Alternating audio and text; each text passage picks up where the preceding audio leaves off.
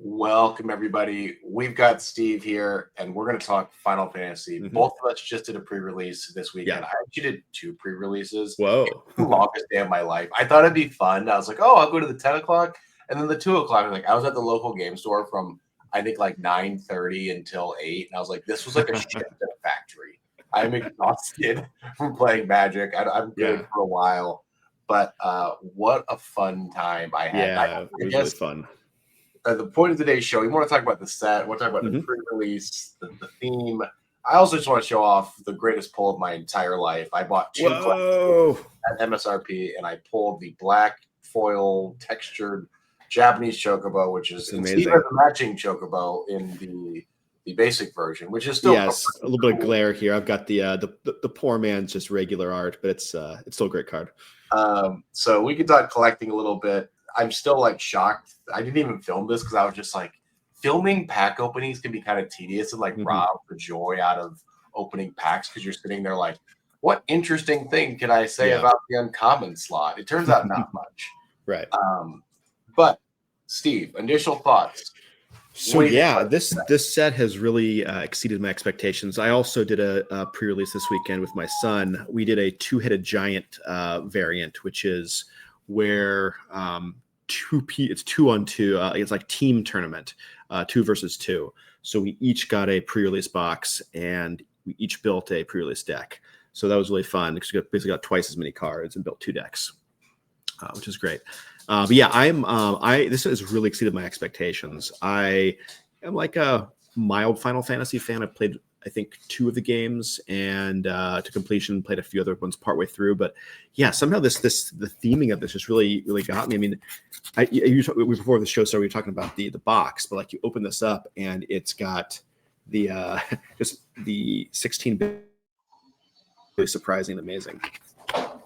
Yeah, I felt bad even throwing away the box. I mean, like the outer packaging I threw away, and I felt bad about it. Like, this is probably the coolest pre-release box I've ever seen. Oh, yeah. There's a level of fan service and thought and love and care that I think went into designing this set. Yeah. And it shows. And frankly, even the mechanics that when you sit and read them on a card, it's clunky, like the job select. I was like, oh, that's annoying. And then, like, it actually kind of works, and it's kind of fun to do job select. Or like job select is really powerful, I think. And I think that's so far. I think that's the most powerful mechanic and deck you can build is around job select. I built red white Boros job select. There's just so many good equipments in. For you guys that played it, job select is it's equipment where when you play the equipment, it creates a 1/1 hero that attaches to the equipment. So it gets around one of the problems with usually like cheaper common and uncommon equipments is you have to like cast them and then later pay the equip cost on a different creature. This creates the basic 1/1 creature that attaches to it, which I think is quite powerful. I absolutely agree. I think it feels thematic as well. I was just I played 7 games or 7 matches, each best of 3. So I played a decent amount of this set, so I got to see quite a bit of colors and sort of cards. And it is probably my favorite set I've played in Limited, and I've played quite a bit of Limited Magic recently. Right. And I think just the thematicness, the power level, it's actually, I think, for standard, I think it's going to be a kind of a low power set. Like, I don't think there's any cards that are like insane. Like, I know Tifa. That's not a terrible thing either. I mean, it's okay to have just like a normal set, even if it's like really fun and has cool cards. Not everything has to be. Yeah, I agree. I think Tarkir Dragonstorm is a more powerful set card for card. I think that's right. Yeah. For multiple formats, this has some good stuff, but it has a lot of flavorful stuff that'll be fun in Commander. Not necessarily it's going to break standard, which is good because we don't know how long Wizards will have the Square Enix license for this stuff. So if there are cards that have a big impact on Legacy or Modern, they might not be reprintable after a few years, which could make them like quasi reserve list. And anyway, I mean, there's a couple cards that are high, like that Chocobo, for instance, is really powerful in older formats too. But I don't think there's anything that's going to become a huge problem if it can't be reprinted in the future. I think that's right. I think with this set, Tarkir, I think card for card is definitely a stronger set. But this just felt almost lighthearted a little bit. Yeah, I agree. It was probably one of the most fun I've had opening packs. Obviously, Mhm. I pulled a pack, but even my pre-release packs, I thought it was fun, enjoyable to see familiar characters. I do Yeah. think the stuff like the Adventure Lands like didn't hit. Like they just Mm. don't Yeah, work they're like not. a designer Yeah. thought they would, and they're just Mhm. kind of meh. um, Yeah, they're an okay idea. Maybe they'll do something different with that theme in the future. But yeah, those don't seem super great. But I know what you mean about pulling mains, because it felt almost like opening a Star Wars or Star Trek or Lord of the Rings pack for me, where you're getting these characters you have a connection with going back years. And it's like, oh, here's Kefka, or here's whomever you pull. That's it's just a fun added bonus to opening a pack.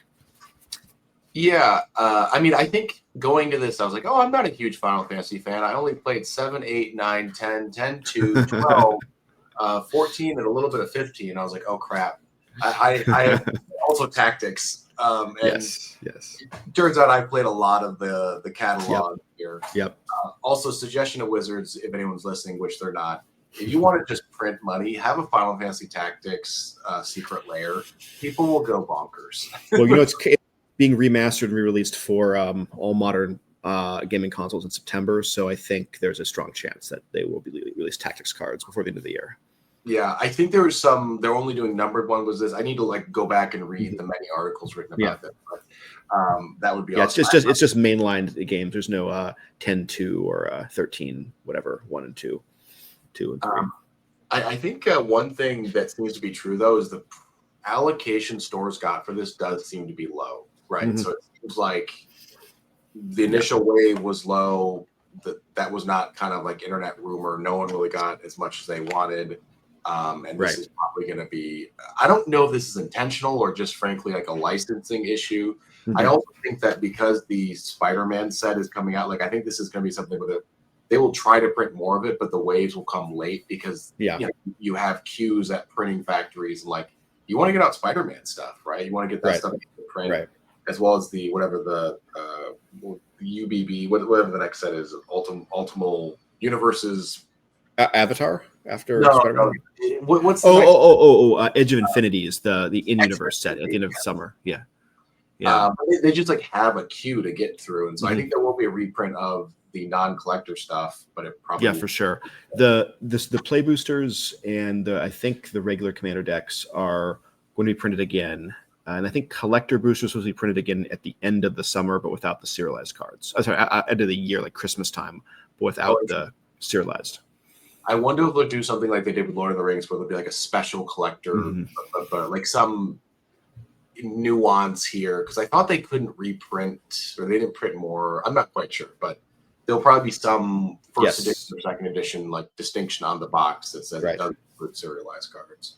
Let me ask you this: what did you think of the? I think they're called Final Fantasy Through the Ages. The cards that are like they're older Magic cards with a Final Fantasy skin on top of them, and they use art from the games. Did you like them or did you not like them? I liked them. I think it made some pre-release is kind of funny.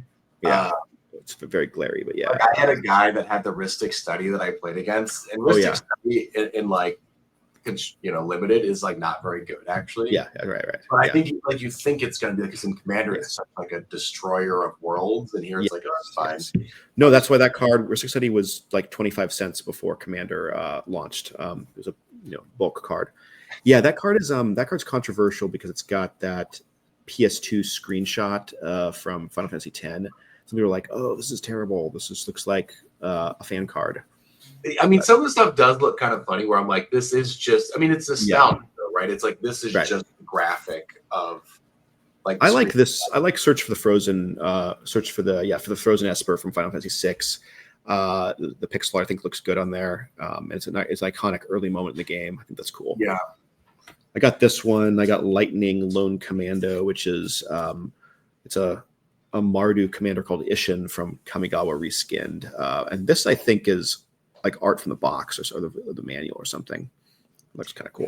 God, I miss manuals, video game manuals. I miss going through those. That was like my jam of like going through and reading like the random class lore. It's like, you can be a ninja or a knight or bring those back. That would be a nostalgia instruction manuals for Final Fantasy games. Maybe that's new.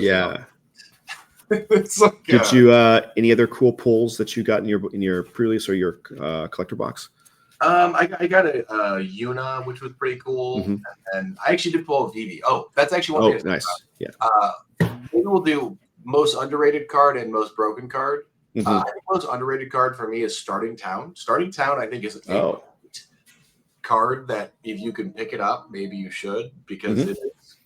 I haven't looked at that card at all yet. Let's see. Starting Town. It's like if it's not your first, second, or third turn, it comes in. It doesn't come in tapped, and it's add one of any mana.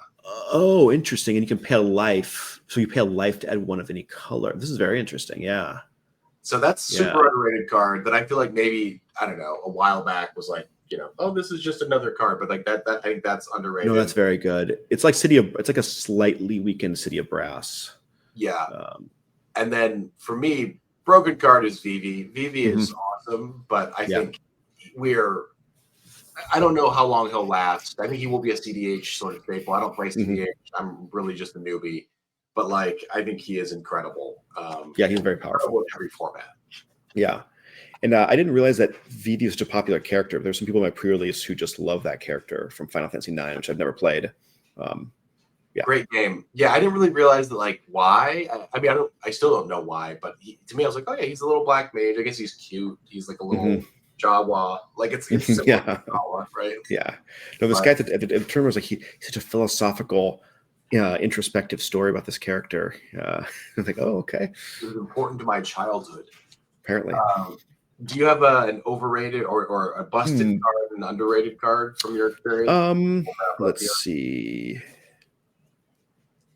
I think, I really haven't. I think, the Trailing Chocobo is very powerful. Overrated is the Giant Cactuar. I think this card is very funny, but people were hyping it so much in the beginning. It's the one that gets plus 9,999 attacks. Just like remove it or block it. Like not have trample. Yeah. We actually played this in the pre-release, and it did absolutely nothing because it kept getting chump blocked. But it is very funny. Numerous 1/1 hero tokens that are everywhere in this format. Yes. I am going to try to break it in Commander, but I don't know if it's actually going to be any good. Underrated, I don't know. I think Kefka seems very cool.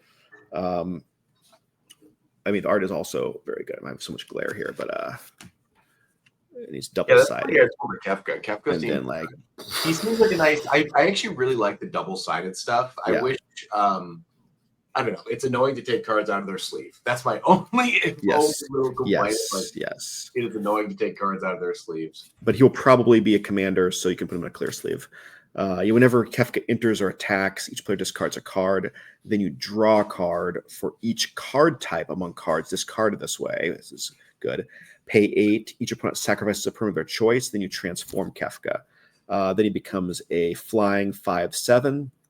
And there's the key part. Whenever an opponent loses life during your turn, you draw that many cards. That's so, yes, the flavor text is the end draws near, which is probably true if you're drawing that many cards. One last overrated card for me, or it's like a subset of cards. I think summons are not that good. Oh, yeah, they're not. The saga creatures, they're not that good. Saga creatures, which are summons, right? They're expensive.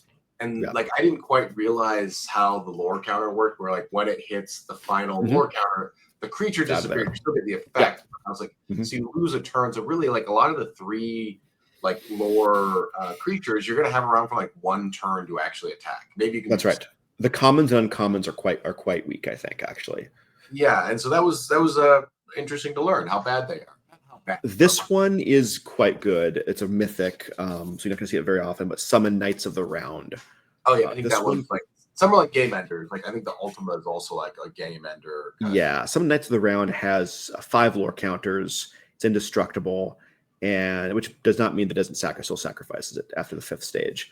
But it pumps out 3/2/2 white knights for the first 4 turns, and then in the ultimate end, the last step. Other creatures you control get +2/+2 end of turn. Put an indestructible counter on each of them. So, however many of those 2/2 knights that you've been pumping out survive, all get +2/+2 and indestructible, and not indestructible end of the turn, but indestructible counter. So, yeah, that's a good one. But the commons and uncommons are quite weak, I think. Yeah. All right. I would love to hear other people's thoughts Mhm. on this set. How did you do your pre-release? By the way, I went two wins, one loss, and a draw. Man, four Nice. rounds of Magic in a pre-release is too much. But I'd love to hear other people's thoughts on this set. Thanks for hanging out, everybody. I'm excited to, if I can find more of this stuff, maybe I will open it on the channel. But I'm really pleased with my Chocobo, and I probably should stop Yeah. ahead. Bad luck awaits. Yeah. So thanks for hanging out, Steve, and we'll catch you guys later.